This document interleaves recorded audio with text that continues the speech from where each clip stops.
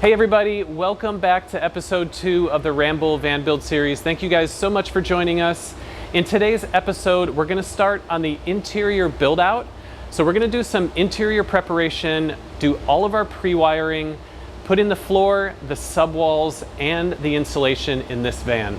So this is where the build really starts to get fun because we're gonna take what was previously one of the hardest parts of the build, and with the Infinity Kit, we're gonna turn it into one of the easiest and most enjoyable phases.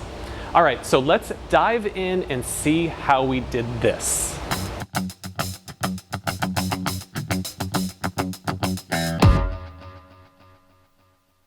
All right, guys, now we're gonna remove the headliner so we can go ahead and sound deaden and insulate up above behind here. So in order to do that, we've got these little tabs. They're easy to kind of pull up. Oop. Don't lose them. Got a screw underneath. So fairly easy.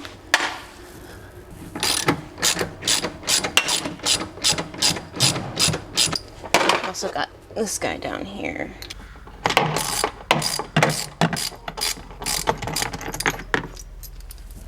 Go ahead, make sure the door's open. I'm gonna go ahead and gently pull away. There's a couple tabs back here. And we just wanna kind of pop it loose. Maybe get your fingers behind it. There goes one. And just gently pull straight out towards you. And you'll feel it pop, just like that. There we go. We don't have to remove it completely. We're just gonna kind of leave it loose like that. Same thing to the other side.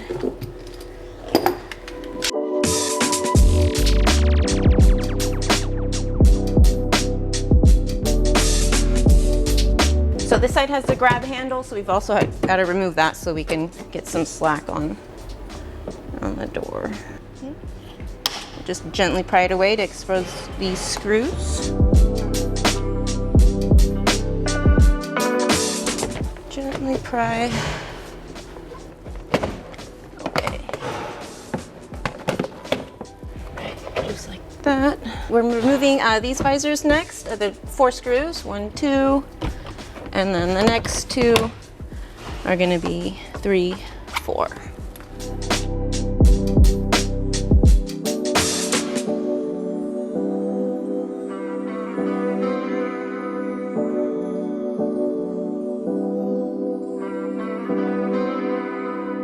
Just pops out. Same thing on the other side.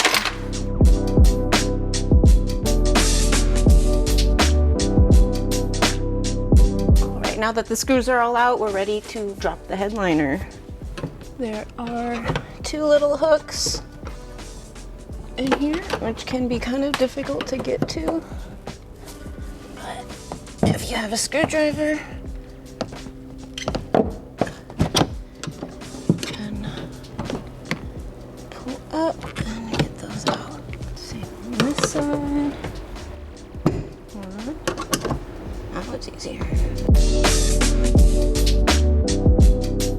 Couple of snap clips we just have to pop with our tool.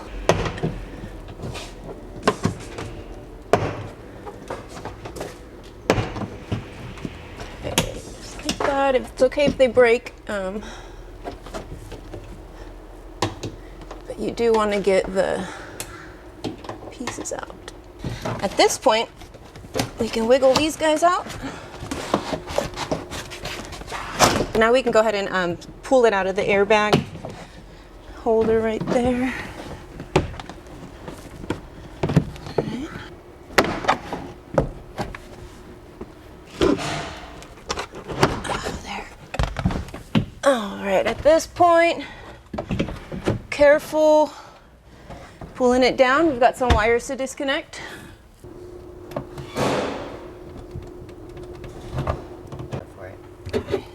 So you release that clip, and then this guy's hiding back here. Release that, and then we can take this guy out so we can work in here. We're also going to remove all these plastic covers that cover your stock wires. Just kind of pull off. We're no longer going to need those anymore. And then they run all the way to the back.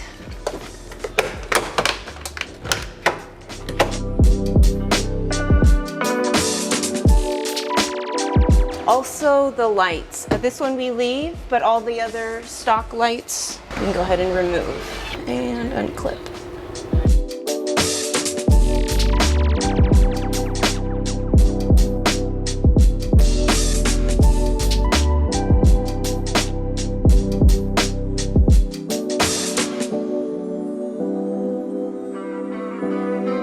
So now it's time to cut out our flooring material, and we're going to use the finished floor from the Ramble kit as a template so that we can just lay it down and trace right around the edges and get a perfect cut for our material. So we're using LONSEAL flooring. I've went ahead and rolled it out. It's face down right now, so when I've laid the finished floor down, the top of the floor is actually the bottom of the floor. You're putting it upside down. So just pay attention, visualize it. You have to imagine that the flooring material is laying down on the top of the finished floor. So pretty simple. One of the keys here is that you want to get your edges perfectly square with the factory cut. Sometimes this edge here, if done by hand, is not actually straight. Typically the edges of the floor are straight, and if you line up your finished floor to that, then all of the coins visually will run right down the middle of the van. And if it's a little bit askew, you'll definitely notice it. So take some time. This doesn't take but 10 minutes to do, to lay it out and just make sure everything's square.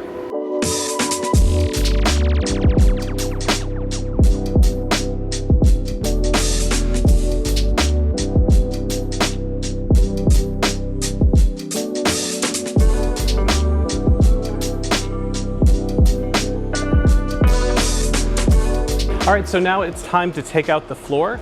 So we're gonna remove all the D-rings, all the other attachment points, and the trim. This is a one-piece floor, so it should come out really quickly. And the bits I'm using, this is a T45 for the D-rings, and then a T20 for all the small trim pieces. All right, let's do it.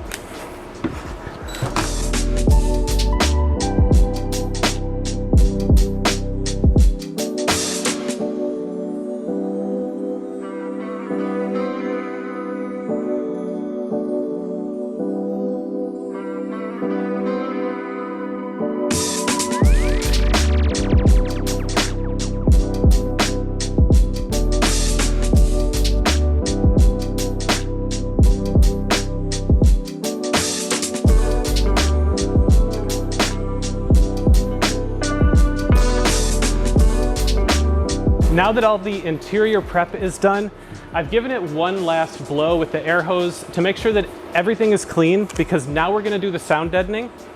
And on this build, we're gonna sound deaden the entire floor.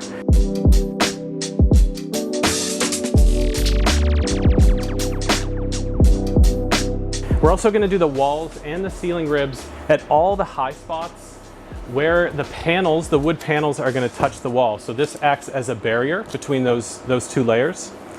The other thing I'll mention is that we do not necessarily recommend sound deadening over the factory sound deadening that they've already put in there. If you see an open spot, go ahead and add it, but otherwise this stuff is pretty heavy and you're not going to want to add unnecessary weight.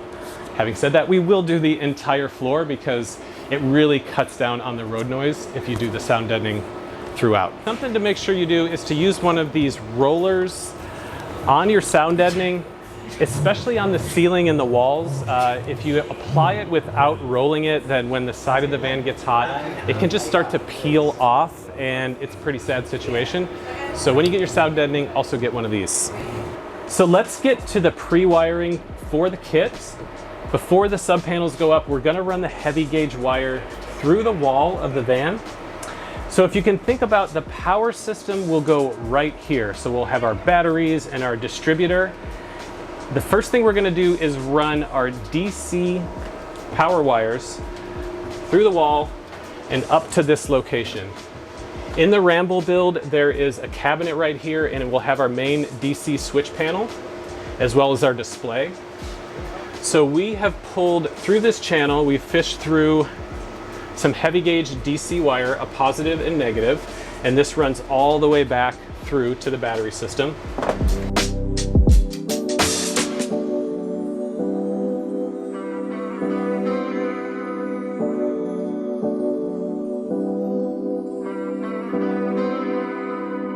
We're also going to run a 12-3 AC power cable up into this power center, and that will give us the option to put an AC outlet right here in case you want to charge anything that doesn't charge with a cigarette lighter plug or a USB.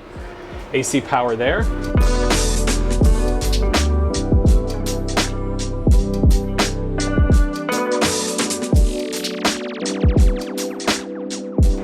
That runs down through and it will junction right here. This is under the dinette seating, so we want to have an AC outlet under that. That continues through all these wires, and they're going to come out here where the power system and all the breakers will be. It's really important to protect the wires in here. Obviously, over time, you do not want these rubbing back and forth on metal.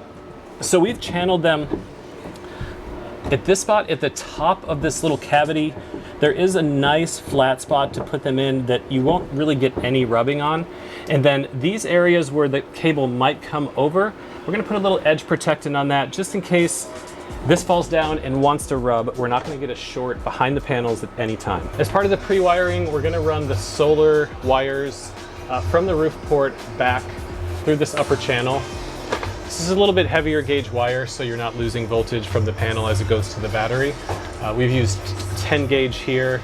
There's only going to be 100 watts of solar on the roof. If you were using 300 or 400 watts, you might want to actually run something like an 8 gauge here. And we'll run this down all the way through this channel. Solar charge controller is going to be down here with the rest of the power system. And then these are the wires for our lighting on the roof, and then our WeBoost antenna. The most common one that people forget, by the way, is definitely the WeBoost. And you have to get it in really early. Connecting up the shore power connection, you'll want to run your 12-3 AC wire through the wall of the van, split the wires, strip them down, and then connect them to the red, black, and white terminals on the shore power unit itself. Make sure to tighten these down nicely, and then you can put the shore power back on the side of the van and fasten it down. This connection is so that you can use shore power from the outside of the van, plug it in, and connect to your inverter charger, which charges your batteries and passes power through to all of your AC appliances. And there's one more. We're gonna run an additional 12-3 AC power wire up through this channel here, along the ceiling, down through this channel, along here, and we will pop it out as far forward on the passenger side as allows. This will run into the galley, and the galley has an induction cooktop, so that will run off of this wire, and we'll also put an outlet in. So that is the pre-wiring. It only takes a few minutes, but definitely take your time right here. Think about all of the things that you're gonna have in your van and run the wiring now. When we get on to the next step, we're gonna do the sub panels, which have the 12 gauge wire. That's gonna run power to our fan, our refrigerator, water pump, and all of that, so you can kind of set all of your appliances aside. Right now, we're just running in the heavy gauge wire that will not fit in the panels. Before the sub panels go up, we still have a couple things to do. We're gonna do pre-insulation. So all of the very small cavities where it's really hard to get to, we wanna put the Havelock wool in those right now.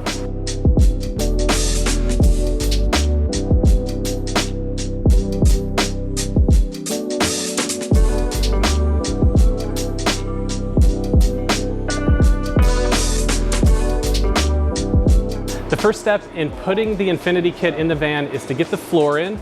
The floor is made of 2 layers of plywood, just like the walls in the ceiling. So you'll be looking for the sub-floor pieces. In a 144, there are 3 of them.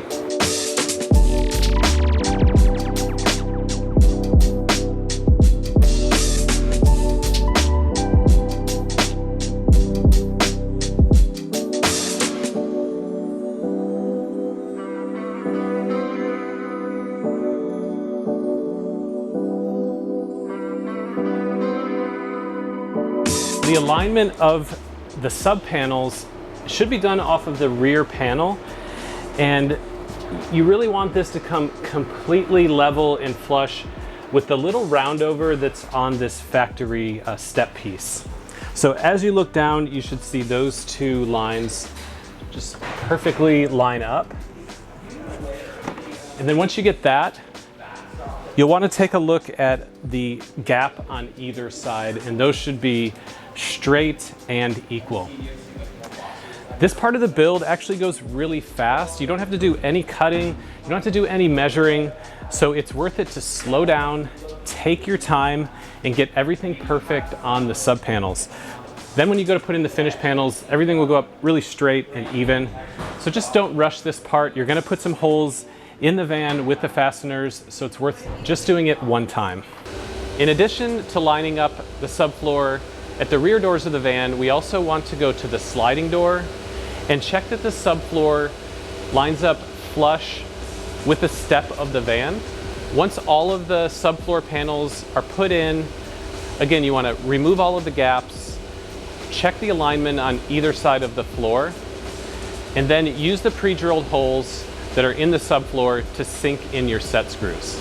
Something to be aware of is that the pre-drilled holes in the subfloor have been purposefully removed where the fuel tank exists under the van. That just is going to prevent you from drilling through the floor and into the fuel tank. So if you're wondering why there aren't fastening holes right there, it's because of that. Now that the subfloor is in, you can go ahead and put all three finished floor panels into the van. Get them aligned. They'll line up perfectly at the rear door of the van and the sliding door with the sub panels. So just make sure that everything's flush. You can tap the panels into place, eliminate all of the gaps, and then those will be screwed down with finished screws into the subfloor. And you want to use the finished screws along the seams, around the outside edges of each panel, and then a couple places in the middle, just to make sure the floor is setting flush from front to back. Right now is the best time to get the coin floor down, and on this build we're going to be using the lawn tape. The floors can be epoxied, but we have so much cabinetry going in, most of it is going to be pinned down anyways. And then go ahead and lay the lawn tape out front to back throughout the entire van without removing the top layer of film. And then go ahead and bring in the floor, set it down on top of the tape, and make sure the alignment is perfect. Our strategy then is to fold back half of the floor without allowing it to move at all, peel back the top film off of your lawn tape, and then let the floor lay down onto the tape and stick it down in place. Once one side is done, you can fold back the other side of the floor, peel away the film, and then lay the floor down.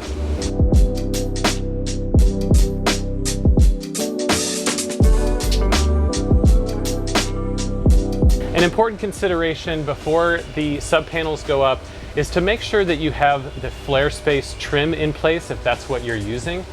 The flare space trim goes behind the sub panel, and if you don't put it in now, it's not going to go in later, so make sure you have your flare trim ready as you are starting the sub panel installation. Getting into the installation of the sub panels, you can lay them all out so that you understand what's going where. And the panels are labeled D1 through 4, and that's for the driver's side 1, 2, 3, and 4. And then on the passenger side, you have P1 and P2. On the ceiling, you have C1, 2, and 3. So that just gives you an idea of what's going where. The first panel to start with is the D2 sub panel on the driver's side.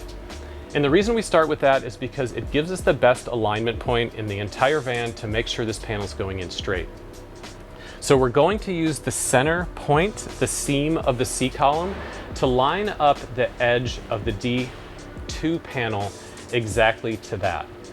So we want to hold the panel up, check the alignment on the top and the bottom and the middle to make sure that you have a perfect line, and then put in 1 or 2 set screws just to hold it in place. After the D2 panel is in and you feel confident on that, then we're going to move to the D3 panel, which is just on the other side of the same seam. When you're putting the panels together, you may want to use clamps to hold them together. We're looking to eliminate all of the gaps between the panels. Once your D3 panel is set and everything looks square, you also want to put a couple set screws in there. And I say set screws, you don't want to put in all the screws right now, because if you need to make any adjustments, you want it to be easy to take out and put back up really quickly. Once your D2 and D3 sub panels are in and they're aligned and everything looks square, then you want to go ahead and move on to the D1 and the D4 panels. And then you'll have this entire wall ready. Again, you want to make sure all the gaps are closed up and everything is square, because when we put the finished panels on, those are going to index to these threaded inserts. And so if your sub panels are perfect, then your finished panels will be perfect. Moving on to the passenger side, we'll start with the P1 panel. And this aligns right here to the edge of the metal. This one's actually pretty easy to set because you can just push it all the way up against the metal, check the alignment on the seam on the upper part of the panel, and then tack it in with a couple of these set screws. Once that's in, then we can move to the P2 panel, and same thing, just push it together, clamp if necessary, make sure the gaps are closed, and then put some set screws in. Once all of the panels are in and you feel confident that you don't have to take them down again, it's okay to go ahead and set all of the screws in place, and that will firmly hold the panels to the wall and allow us to build the van on top of that. We do the ceiling in very much the same way. We're going to start with the C2 sub panel. That's the center panel on a 144, and the C2 panel has threaded inserts already in it, and you can put screws through that. Those will index with the factory holes in the ribs to give you a really good starting point for getting it aligned. Again, every time you put up a panel, you just want to make sure that you're checking both sides, front and back, to make sure everything is square and that your gaps on either side are as equal as possible. So once the C2 is up, put it up with a couple set screws, you can move on to the C1 and C3 sub panels. Just tack them in. These are probably the most important ones because it does float a little bit. You want to get the alignment really perfect on here. So take a tape measure to either edge once you have the panels up. Make sure that they are very square and you have equal distances. And then once you feel confident, go ahead and screw all of the panels up into the ceiling. And that concludes the sub panel installation. So one last time, before we put up the finished panels, we're thinking through everything that needs to go behind the sub panels. And we almost forgot we need an HDMI cable because we're using the Victron Serbo GX in this system, and that will be located back in the power system, and we'd like to have the display right here in the power center at eye level. That requires an HDMI cable, so we have a 20-foot extension, and we ran this through the panels just like all of the other wires back here to where the servo is located. And you want to make sure on both sides that you're leaving plenty of slack to plug it in. The very last thing that you're going to do once the sub walls are up is to go ahead and insulate. So you'll break up your wool into appropriately sized pieces and then stuff them into the cutouts in the sub panel, just making sure you fill all of the gaps, but not putting it in too tight that the wool compresses. This is your main insulation layer, and you just want to make sure that it's done really thoroughly so that you stay cozy warm in your van. That wraps up phase 2 of the build. We are now at day 3 of our build out, and in the next episode we're going to be putting in all of the wiring in the sub panels. We'll put up the finished panels and do the lighting kit. So stay tuned, subscribe, hit the bell notification, and we will see you guys next week.